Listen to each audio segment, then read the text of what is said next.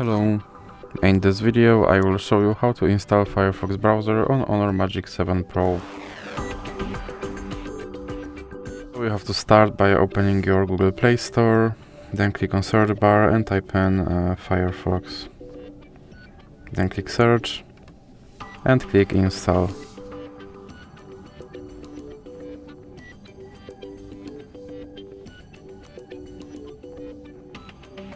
Now you can click open, and here you can set your default browser, or you can click cancel. Now you can add Firefox widget, or you can click not now. Here you can sign in to your Firefox account, or you can click not now. And you can turn on notifications, or you can click not now again.